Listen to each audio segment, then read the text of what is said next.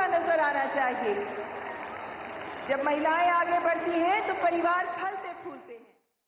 सीधा प्रसारण आप हरियाणा के पानीपत से देख रहे थे। प्रधानमंत्री नरेंद्र मोदी ने अभी अभी अपना संबोधन जो है वो समाप्त किया है। उन्होंने वहां पर बीमा सखी योजना की शुरुआत की और जो कुछ बड़ी बातें उन्होंने कही हैं अपने संबोधन में, पहले उसे एक जरा देख लेते हैं।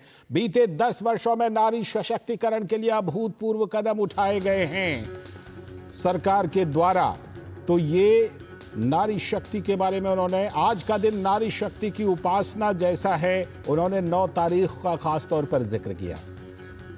डबल इंजन की सरकार डबल रफ्तार से काम कर रही है। केंद्र में नरेंद्र मोदी की सरकार, हरियाणा में नायब सिंह सैनी की सरकार। पानीपत से बेटी बचाओ बेटी पढ़ाओ अभियान का भी शुभारंभ किया था प्रधानमंत्री ने इसी पानीपत से, और उसका असर हरियाणा समेत कई राज्यों में दिखाई पड़ रहा है। आज भारत साल 2047 तक विकसित होने के संकल्प के साथ चल रहा है और इसमें हर एक व्यक्ति के लिए बीमा बहुत जरूरी है।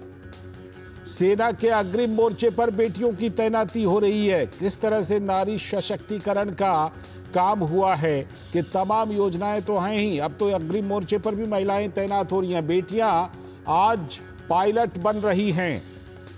बेटियों को पायलट समेत तमाम जगह पर अवसर दिए गए हैं, उन जगहों पर भी जहां पहले नहीं मिलते थे। पुलिस में बेटियां बड़ी संख्या में भर्ती हो रही हैं, तो उन क्षेत्रों में भी बेटियों को मौका मिल रहा है जहां पहले नहीं मिलता था। खेल और पढ़ाई के मैदान में भी बेटियां आगे चल रही हैं। कई जगहों से चाहे मेडल लाने की बात हो या फिर अपना प्रदर्शन अंतर्राष्ट्रीय स्तर पर भी, नारियों को सशक्त बनाने के लिए उन्हें खूब अवसर मिलना जरूरी है और ये अवसर हर क्षेत्र में दिया जाना चाहिए जो डबल इंजन की सरकार दे भी रही है, केंद्र सरकार और हरियाणा की सरकार। महिलाओं के बैंक खाते होने की वजह से उन्हें ऋण मिलना संभव हुआ। खासतौर पर उन्होंने जनधन योजना का जिक्र किया कि जनधन योजना से काफी मदद मिली ऐसी योजनाओं को चलाने में। नारियों को अवसर मिलने पर देश के लिए नए द्वार खुलते हैं, क्योंकि उनका जो असर होता है, उनको अवसर मिलने का वो अधिक असर होता है। उनसे पूरे परिवार पर उस अवसर का अच्छा असर पड़ता है। बीमा सखी योजना के माध्यम से 2 लाख महिलाओं को रोजगार मिलेगा, क्योंकि ये अपनी भूमिका निभाएंगी। हर व्यक्ति के लिए बीमा का जो कार्यक्रम है उसमें इनकी बड़ी भूमिका होगी। एक बेटी पढ़ती है तो पूरा परिवार पढ़ता है, जबकि एक बेटा या एक पुरुष पढ़ता है तो वो स्वयं के लिए पढ़ता है, लेकिन जब बेटी पढ़ती है तो पूरे परिवार को शिक्षा मिलती है। देश भर में अभी तक 1 करोड़ 15 लाख से भी अधिक लखपति दीदी बन चुकी हैं। 1 करोड़ 15 लाख से भी अधिक। इसमें तमाम योजनाएं प्रधानमंत्री नरेंद्र मोदी की सरकार की हैं। हमारी सरकार ने बेटियों के सामने से हर बाधा को हटाने की ठान ली है और उस पर हम लगातार काम कर रहे हैं। उनके आगे से वो तमाम बाधाएं हटाई जा रही हैं। आज महिला सशक्तिकरण की दिशा में भारत एक और मजबूत कदम उठा रहा है और यही है वो योजना, बीमा सखी योजना। कृषि सखियां आने वाली पीढ़ी के लिए धरती को बचाने का काम कर रही हैं, तो जो ग्रामीण महिलाएं हैं, देहाती महिलाएं हैं, उनकी बहुत बड़ी भूमिका वो न सिर्फ खेती गृहस्थी बल्कि पर्यावरण और धरती को बचाने के लिए भी। विपक्ष तनाव में है कि मोदी को कैसे माता बहनों का आशीर्वाद मिलता ही जा रहा है। उन्होंने कहा, देखिए हर एक चुनाव में मेरे खाते में माताओं बहनों का और ज्यादा आशीर्वाद आकर जुड़ जाता है। तो विपक्ष तनाव में है कि ये कैसे हो जाता है। हमने करोड़ों महिलाओं को घर की मालकिन बना दिया। वो खास तौर पर जो प्रधानमंत्री आवास योजना है उसका जिक्र कर रहे थे, जिसमें महिलाओं को मालिकाना हक दिया जाता है। तो प्रधानमंत्री नरेंद्र मोदी ने साथ ही आगे कहा कि सही नीयत से काम करने पर महिलाओं का आशीर्वाद मिलता है। इसीलिए तो लगातार हमें आशीर्वाद मिलता रहा है चुनाव दर चुनाव, लेकिन विपक्ष जो है वो टेंशन में है। अभी वक्त है एक ब्रेक का। ब्रेक के बाद जब लौटेंगे तो आज इस वक्त में खास चर्चा हम करने वाले हैं कि संसद में जो आप लगातार गूंज सुन रहे थे, ये शीतकालीन सत्र की शुरुआत से ही अडानी अडानी अडानी तमाम तरह के, कई बार उसको लेकर के संसद को बाधित भी किया गया, लेकिन अब ये जो मामला है ये कहीं ना कहीं प्रमुख विपक्षी पार्टी कांग्रेस पर उल्टा पड़ रहा है क्या? इसी पर खास मेहमान के साथ करेंगे खास चर्चा। अभी एक छोटा सा ब्रेक। आपके घर के खाने में रेस्टोरेंट जैसा स्वाद ले आए MDH का शाही पनीर मसाला। पनीर को क्या मस्त बना डाला। जब धरती चीर कर निकलता है लोहे का पत्थर और मिलता है मोंगिया के जोश से, फिर तपता है, पिघलता है और बनता है फौलाद। अब होता है सरिया सारी खूबियों के साथ। मोंगिया स्टील, मजबूत देश का मजबूत सरिया। पापा ने कहा इंजीनियर बनो, बन गया। हस्बैंड बनो, वो भी बन गया। पर मूर्ख बनो तो कहा ही नहीं। देखिए, नकली पेमेंट का SMS, कहते हैं पापा का उधार लौटा रहे हैं, फिर बोलेंगे गलती से ज्यादा पैसे भेज दिए, बेटे बाकी के पैसे वापिस कर दो। आज्ञाकारी बेटा हूं, मूर्ख नहीं हूं। याद रहे, UPI सेफ है, मगर कोई ऐसे बेवकूफ बनाए तो कहो मैं मूर्ख नहीं हूं।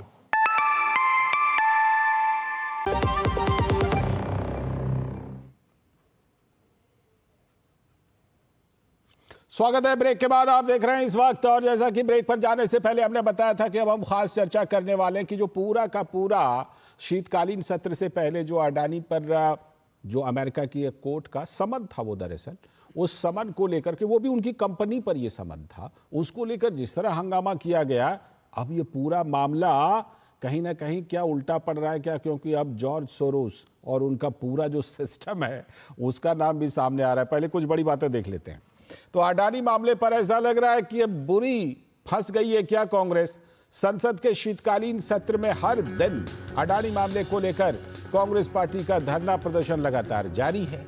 तो आज भी राहुल गांधी विपक्षी दलों के प्रदर्शन में अडानी के फोटो लेकर खड़े दिखे, पहुंच गए वहां। सपा और TMC आज भी कांग्रेस के इस एजेंडे के साथ नहीं दिखी, ये दोनों अलग कर रहे हैं अपने आप को। लेकिन आज बीजेपी ने जॉर्ज सोरोस और कांग्रेस के बीच लिंक पर चर्चा की मांग कर डाली सदन के अंदर। बीजेपी ने सीधे कांग्रेस नेता सोनिया गांधी का नाम ले लिया और उनसे सवाल किया कि forum for democratic leaders of Asia Pacific से आपका क्या संबंध है।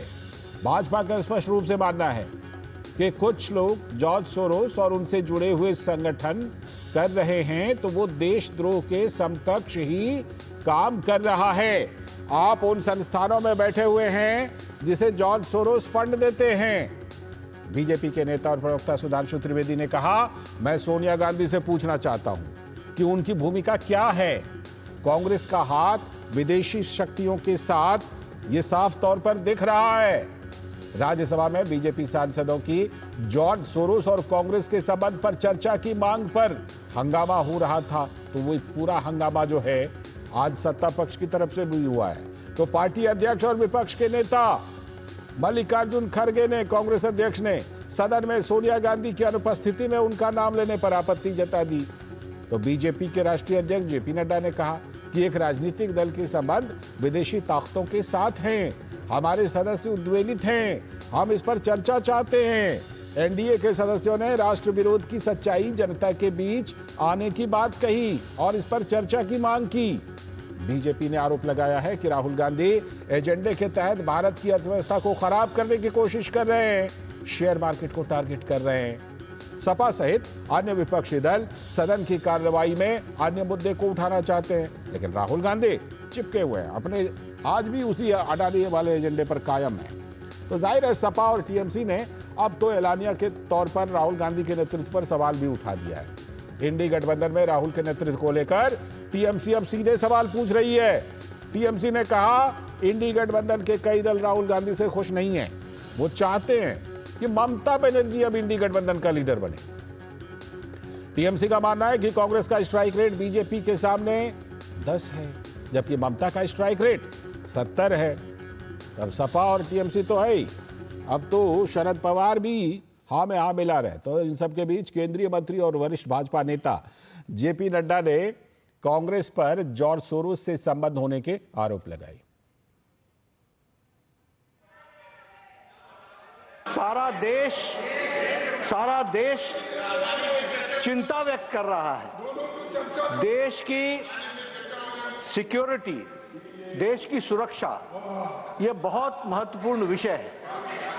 और जिस तरीके से खबरें आ रही हैं कि forum of democratic leaders in Asia Pacific, इसका संबंध जिस तरीके से जॉर्ज सोरोस के साथ सामने आता है वो बहुत ही चिंताजनक है, जिसकी को प्रेसिडेंट इसी हाउस की एक सदस्य हैं। और यह जो forum of democratic leaders of Asia Pacific है, यह जम्मू कश्मीर स्टेट को एक अलग एंटिटी के रूप में देखता है।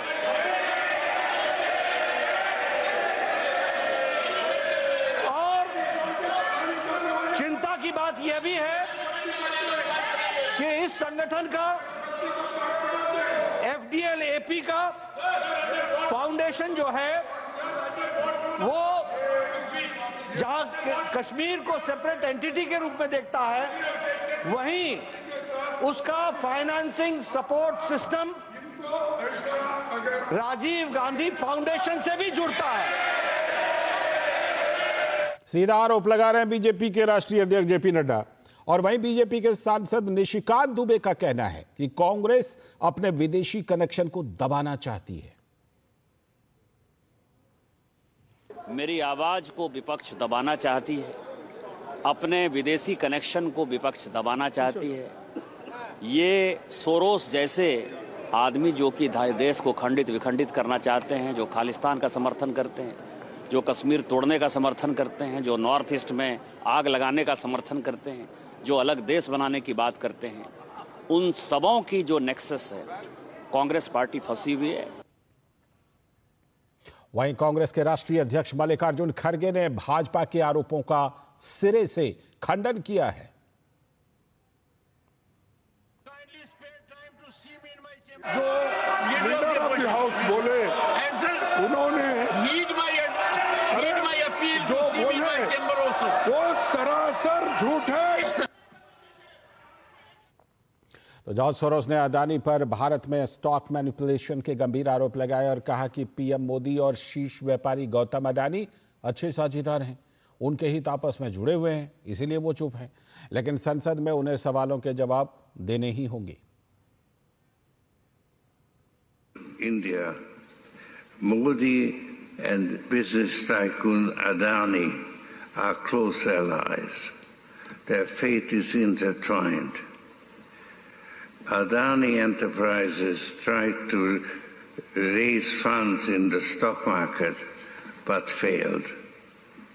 Adani is accused of stock manipulation and his stock collapsed like a house of cards.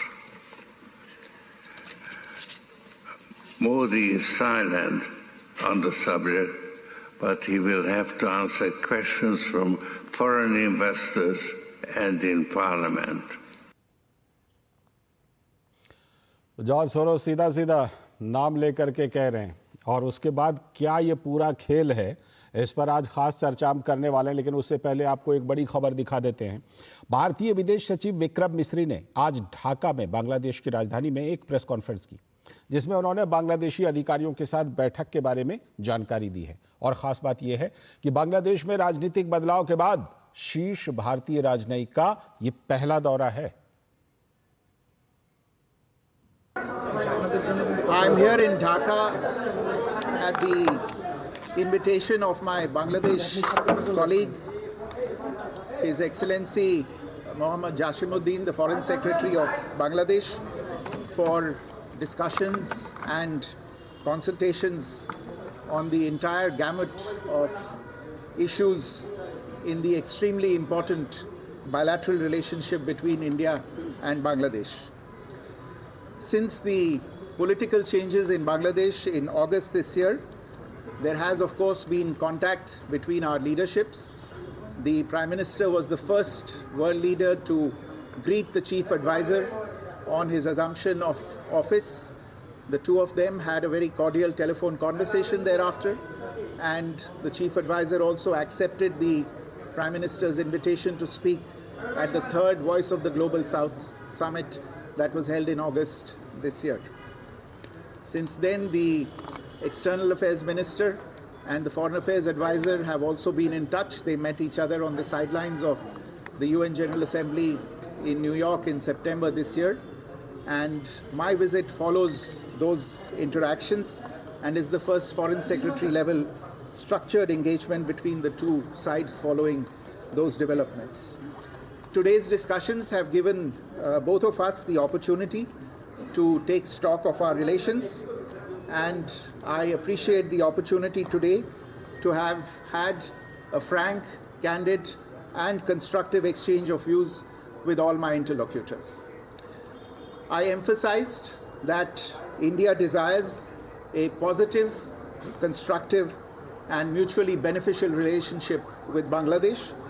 We have always seen in the past, and we continue to see in the future, this relationship as a people-centric and people-oriented relationship, one that has the benefit of all the people as its central motivational force.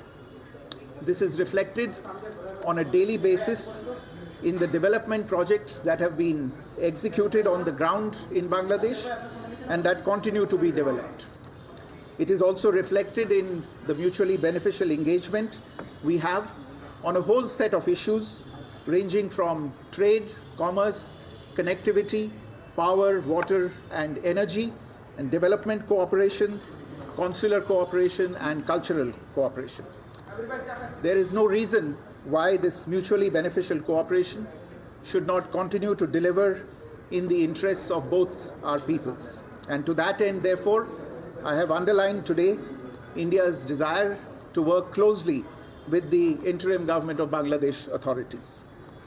At the same time, we also had the opportunity to discuss certain recent developments and issues, and I conveyed our concerns, including those related to the safety and welfare of minorities. We also discussed some regrettable incidents of attacks on cultural, religious, and diplomatic properties. We look forward to moving the relationship forward in a positive, forward-looking, and constructive direction. ये आप देख रहे थे विदेश सचिव विक्रम मिस्री का बयान, जो बांग्लादेश के दौरे पर हैं और बहुत ही महत्वपूर्ण दौरा ये कहा जा सकता है। उन्होंने अपने दौरे के बारे में, बातचीत के बारे में जानकारी दी और खास तौर पर यह भी बताया कि जो वहां पर हिंदुओं और अन्य अल्पसंख्यकों के ऊपर हमले हुए हैं उसका भी मुद्दा उन्होंने उठाया वहां पर। तो तमाम बातों की जानकारी दी। ये दौरा बहुत महत्वपूर्ण है। जिस तरह की खबरें लगातार बांग्लादेश से आ रही हैं उसके मद्देनजर।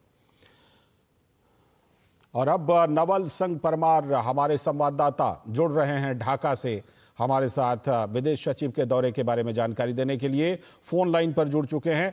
नवल जी, ये जो अभी विदेश सचिव ने अपना बयान तो दिया है, उन्होंने सारा ब्यौरा भी दिया है। अब आगे विदेश सचिव विक्रम मिस्री का ढाका में, बांग्लादेश में क्या कार्यक्रम है और क्या कुछ अभी तक इसके बारे में जानकारी मिल पाई है?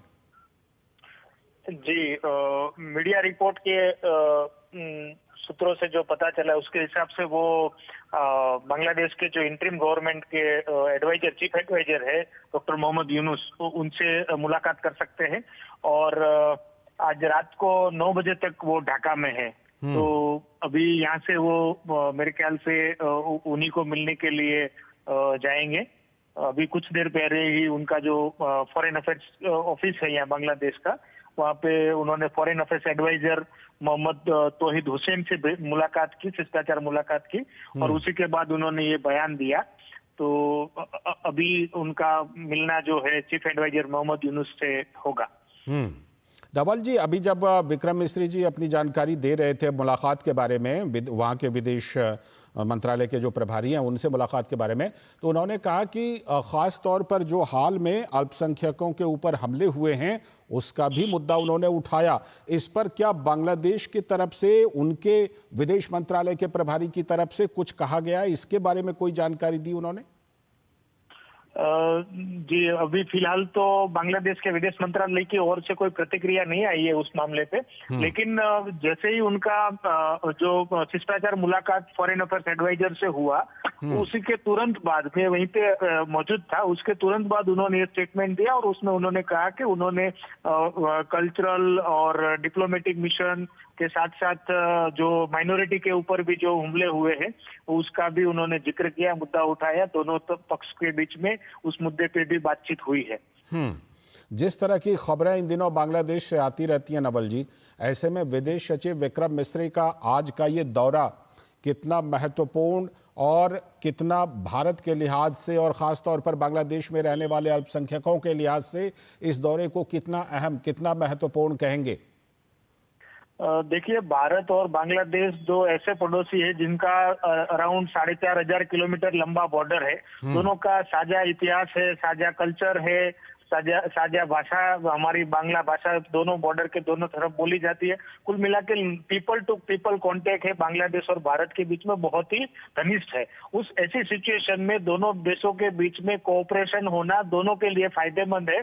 और अभी जो दौरा हुआ है वो बहुत ही अहम समय पे हुआ है, जब बांग्लादेश और भारत दोनों साइड कई लोगों में मनमुटाव या जो कुछ रैली प्रोसेशन वगैरह हो रहा था, खास करके माइनॉरिटी के ऊपर जो यहाँ पे उनका सिक्योरिटी रिलेटेड जो इश्यू है उसकी वजह से भारत में जो हो रहा था, उसी दौरान ये जो मुलाकात है और उसी दौरान जो दोनों पक्षों के बीच में एक अहम चर्चा हुई है, हाई लेवल का ये कह सकते बातचीत है। तो दोनों पक्षों ने अपना जो कंसर्न जो है एक दूसरे को जताया, तो उससे कहीं ना कहीं आगे जाके दोनों देशों के बीच में और खास करके यहाँ पे जो माइनॉरिटी का इश्यू है उसमें भी कहीं ना कहीं सुधार आएगा। हालांकि भारत ने जब ये मुद्दा उठाया उसके बाद पिछले 3-4 दिनों से मैं यहाँ ढाका में ही मौजूद हूँ, पिछले 1.5 साल से, तो मैं कह सकता हूँ कि पिछले 3-4 दिनों से भारत ने जब ये मुद्दा उठाया उसके बाद यहाँ पे जो लॉ एंड ऑर्डर सिचुएशन है उसमें सरकार की ओर से काफी सेंसिटिवली उस मुद्दे को टैकल किया जा रहा है।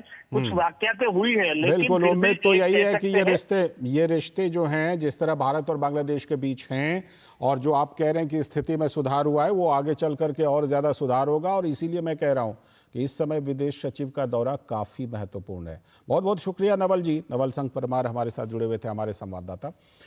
हम इसके बारे में लगातार आपको आगे भी जानकारी देते रहेंगे, लेकिन अब लौटते हैं जरा आज की खास चर्चा पर, जो कि हमने आपको बताया था कि आज खास मेहमानों के साथ हम खास चर्चा करने वाले हैं कि इस बार शीतकालीन सत्र से पहले जो अडानी मामले को लेकर कांग्रेस ने एक गुबार खड़ा किया, अब वो उल्टा जॉर्ज सोरोस और पूरे इकोसिस्टम को लेकर कांग्रेस पर भारी पड़ रहा है। हमारे साथ चर्चा करने के लिए जुड़ रहे हैं एसएन सिंह जी, भारतीय जनता पार्टी के प्रवक्ता, यहीं पर स्टूडियो में हमारे साथ मौजूद है। बहुत बहुत स्वागत एसएन सिंह जी। साथ में हमारे साथ जुड़ रहे हैं दुष्यंत नागर जी, जो राजनीतिक विश्लेषक हैं, कांग्रेस के समर्थन में मजबूती से बात रखते हैं। बहुत बहुत स्वागत दुष्यंत सर आपका भी। और हमारे साथ विनोद मिश्र जी, हमारे सलाहकार संपादक भी उपस्थित हैं। मैं जरा विस्तार देता हूं विनोद जी के जरिए। विनोद जी, आगे चल करके हम बताएंगे कि टीएमसी किस तरह से क्या कुछ कह रही है, लेकिन जरा ये बताइए कि ये जो शुरुआत हुई थी अडानी की एक कंपनी, ग्रीन एनर्जी वाली जो कंपनी है, उस पर अमेरिका की एक अदालत समन जारी करता है। वहां जो वारंट जारी किया उसको भारत से तुलना कहिए तो समन, उस पर पूरे संसद में हंगामा। अब तो Bharatiya Janata party George Soros की कंपनियों के जरिए पहले राहुल गांधी जी पर और उसके बाद अब सोनिया गांधी जी पर नाम लेकर के और बड़ा जबरदस्त पलटवार कर रही है। क्या इस तरह के एविडेंसेस हैं विनोद जी? लाल जी, आपकी रिपोर्ट देख के मुझे लगा कि अपने देसी एक कहावत है, 100 चोट सुनार के 1 चोट लोहार के। तो ये बिल्कुल संसद में यही नज़ारा है। पहले चोट लोहार की, अब चोट जो सुनार की, अब चोट लोहार की जो है उससे कांग्रेस तिल मिला गई है। आप ये देखिए कि संसद के शीतकालीन सत्र को अगर आप कहिए कि आधे से अधिक टाइम, तो संसद को कांग्रेस पार्टी ने सिर्फ एक अडानी मुद्दे पे संसद को बाधित कर रखी थी जी। और नतीजा ये हुआ कि संसद के कोई भी विधायी कार्य सही तौर से नहीं चल पाया। अब संसद में ये जवाब, आज जब राज्यसभा का ये दृश्य लोगों ने देखा होगा, तो जब जेपी नड्डा पार्टी के अध्यक्ष और जो नेता है सदन के जेपी नड्डा, उन्होंने जब सवाल उठाया सीधे सीधे जॉर्ज सोरोस को लेके और जो फोरम ऑफ डेमोक्रेटिक नेशंस के, खास करके एशिया पैसिफिक के में सोनिया गांधी की जो मेंबरशिप है जी सॉरी, तो वो अब कांग्रेस को इतनी भारी लग रही है कि जॉर्ज सोरेस को लेके एक तो पहले राहुल गांधी पे, अब सोनिया गांधी की चर्चा की मांग बीजेपी और एनडीए की लोगों ने, पार्टियों के नेताओं ने शुरू कर दी। तो ये सवाल का जवाब अब शायद कांग्रेस पे भारी पड़ने लगा है, इसलिए वो राज्यसभा और लोकसभा में अब चर्चा से बचने लगी है।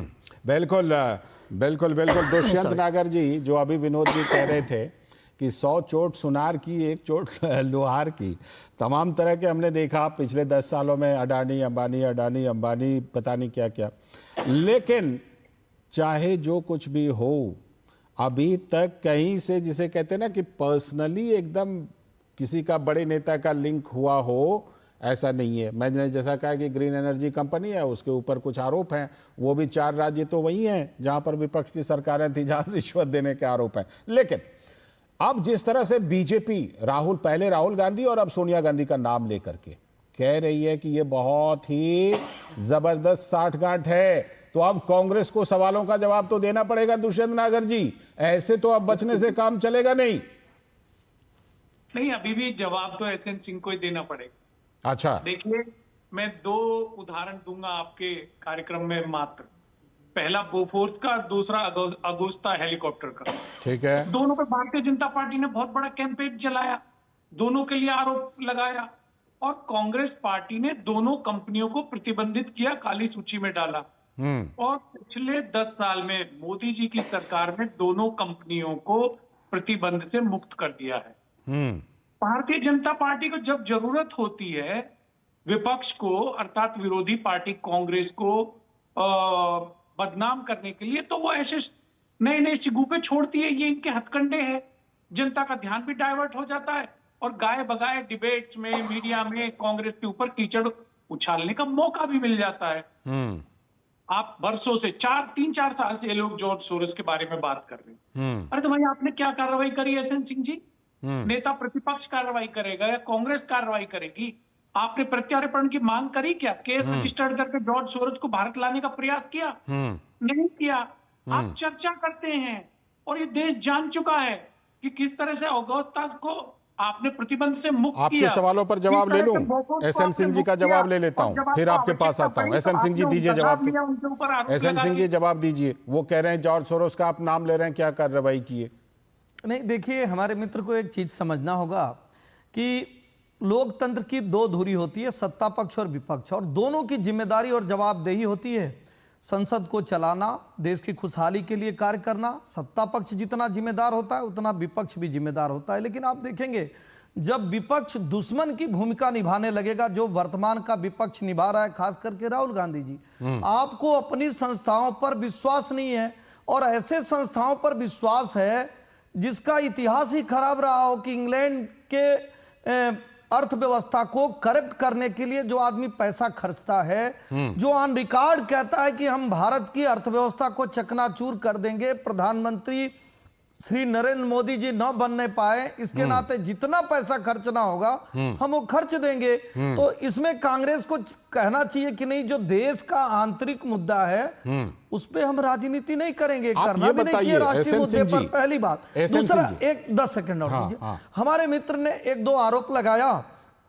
उनका आरोप यह है कि उस समय बीपी सिंह साहब इन्हीं के मंत्रिमंडल के मंत्री थे और उन्होंने बोफोर्स का मुद्दा उठाया।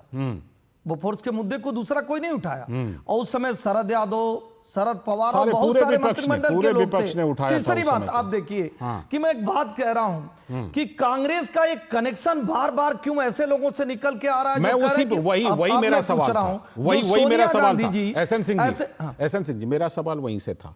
क्या आप लोगों को ऐसा कनेक्शन दिखाई पड़ गया है जो पहली बार बीजेपी खुल करके राहुल गांधी को देशद्रोही कह रही है, बीजेपी खुल करके सोनिया गांधी का नाम ले रही है, जॉर्ज सोरोस के साथ जोड़ रही है? क्या इस तरह के पुख्ता प्रमाण आपके पास हैं जो आप इस तरह कर रहे हैं? बिल्कुल। आप देखिए, देशद्रोही किसको कहेंगे भाई? एक व्यक्ति जो कहता है कि हम भारत की अर्थव्यवस्था को उथल पुथल मचा देंगे, और वो कहता नहीं है, करके दिखाता है कई बार। हिंडनबर्ग, शॉर्ट सेलिंग करता है, और ऐसी उसकी जो न्यूज आती है उसको लेकर उछल कूद कौन मचाता है, संसद को कौन बाधित करता है, आदरणीय राहुल गांधी जी। दूसरी बात मैं कहूंगा कि एक व्यक्ति जो कहता है कि अलग कश्मीर बनना चाहिए, कोई भी एनजीओ हो, कोई भी फोरम हो, अगर सोनिया गांधी जो कांग्रेस की वरिष्ठ नेता है, जो उसकी राष्ट्रीय अध्यक्ष रही, अगर वो उसकी उपाध्यक्ष है, तो कौन नहीं सवाल पूछेगा कि आपका क्या उनसे ताल्लुकात है। और तीसरी बात, लोकसभा में ही हमारे सांसद ने 4 सवाल पूछे थे कि भाई सलील सेठी से क्या आपका संबंध है, जो भारत विरोधी गतिविधियों में रहता है, मुजर्रफिल हक फजल से आपका क्या संबंध है, और इल्हान उमर से आपका क्या संबंध है। तो हमेशा कांग्रेस जो भारत विरोधी कार्य कर रही है, या जो लोग भारत विरोधी कार्य कर रहे हैं, आप उनसे दुष्यंत नागर जी का जवाब कहेगा कि आप देशद्रोही। दुष्यंत नागर जी जवाब दीजिए, फिर विनोद जी के पास। दुष्यंत नागर जी। एसएन सिंह जी बड़े बुद्धिमान व्यक्ति हैं, और देखिए अक्रॉस द पार्टी लाइन इनका बड़ा आदर है, लेकिन मैं इनसे विनम्रता के साथ पूछना चाहता हूं, देश के करोड़ों लोगों ने मोदी जी को प्रधानमंत्री ना बनने देने के लिए मत दिया, क्या वो सब भारत विरोधी?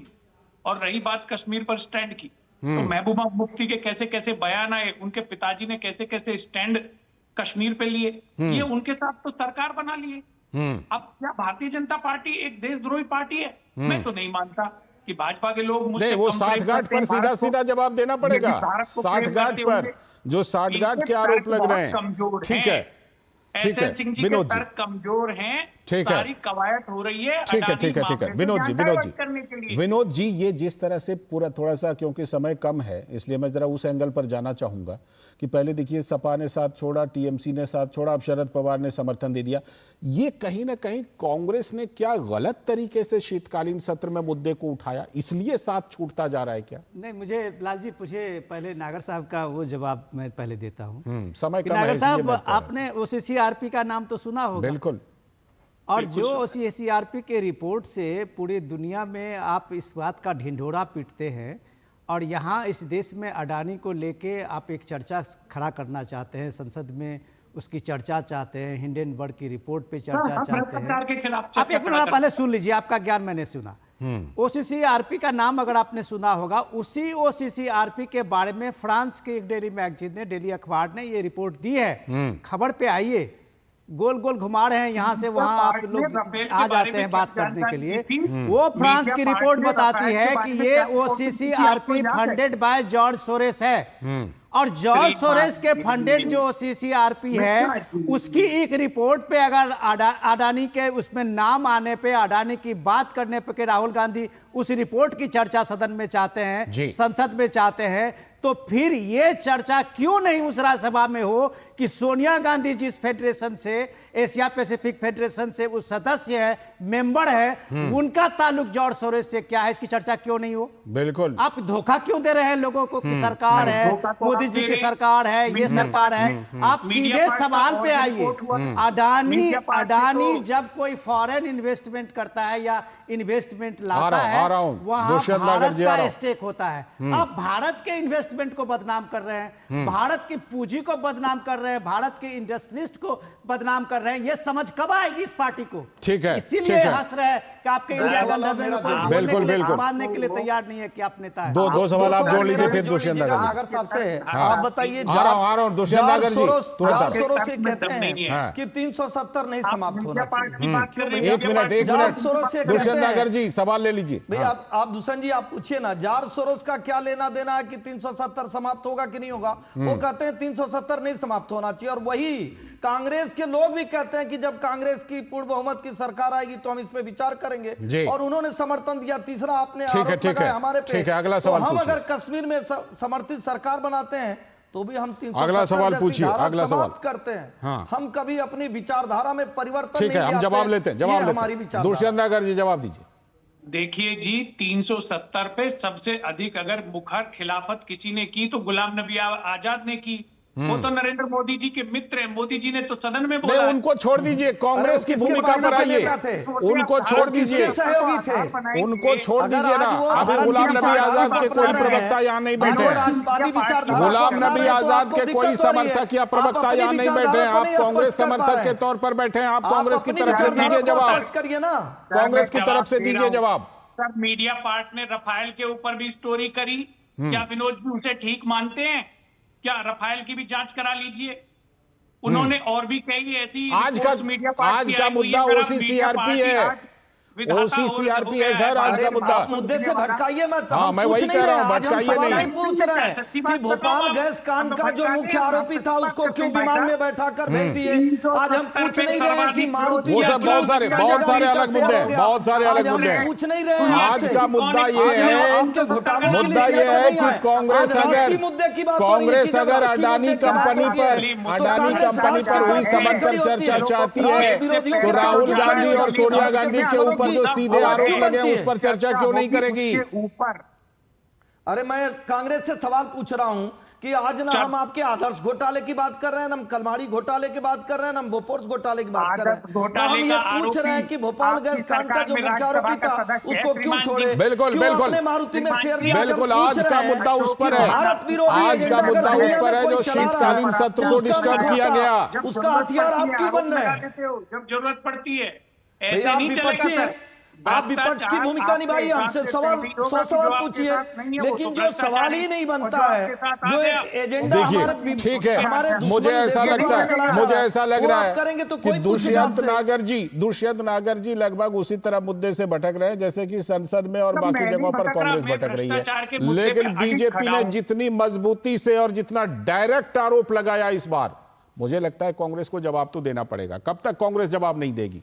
हम भी कोशिश करते रहेंगे जरूर कि जवाब आए। फिलहाल बहुत बहुत शुक्रिया, समय की कमी है। दुष्यंत नागर जी जुड़ने के लिए बहुत बहुत शुक्रिया, एहसन सिंह जी जुड़ने के लिए, और विनोद जी आपका भी जुड़ने के लिए बहुत बहुत शुक्रिया। और इसी के साथ आज के इस वक्त में इतना ही। नमस्कार।